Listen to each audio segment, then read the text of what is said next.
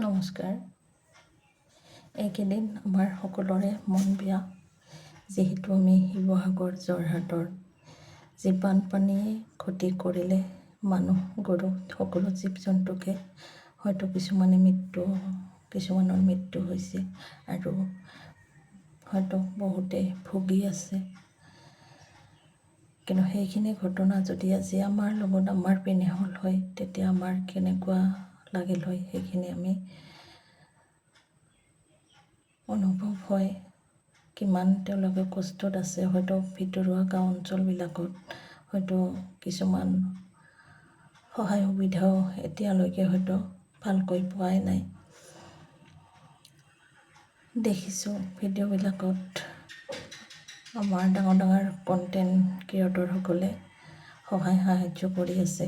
তাৰ বাবে মই তেওঁলোকক নমস্কাৰ জনাইছোঁ, যাতে তেওঁলোকে আগবাঢ়ি গৈ সকলোৰ লগতে ভিতৰুৱা গাঁওবিলাকতো যাতে তেওঁলোকে সোমাই গৈ যোগান ধৰে। আমি এদিন বা দুদিন খাব নোপোৱা হ'লে কেনেকুৱা অৱস্থা হয়, আৰু তাৰ ঠাইত তেওঁলোকে দিন ভুগি আছে।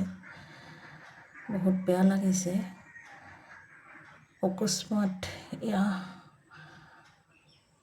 পানীয়ে ইমানকৈ ভয়াৱহ ৰূপ ধাৰণ কৰিলে, বানপানীয়ে ইমান হয়তো ভাবাই নাছিল তাৰ মানুহবিলাকে হঠাতে তেনেকুৱা যে অৱস্থা এটা হ'ব। গতিকে আমি হয়তো আমাৰ মন থাকিলেও আমি সহায় কৰিবলৈ আমি অকলে নোৱাৰোঁ। হয়তো আমি মিলিজুলি যদি তেনেকুৱা সুবিধা পালোঁ হয়, কৰিবলৈ চাবলৈ হয়তো সহায় কৰিবলৈ বহুত মন হয়। তাকেই ভাবিছোঁ, কান্দিছোঁ। কেনেকুৱা এটা দিন মানুহৰ আহি পৰে হঠাতে, কেনেকুৱা এটা অৱস্থা হয়। এইকেইদিন হয়তো কোনেও শান্তি পোৱা নাই তেওঁলোকৰ অৱস্থাবিলাক দেখি। য'ত নেকি খোৱাটো বাদেই এটুপি পানীৰ কাৰণেও হাহাকাৰ হৈ পৰিছে।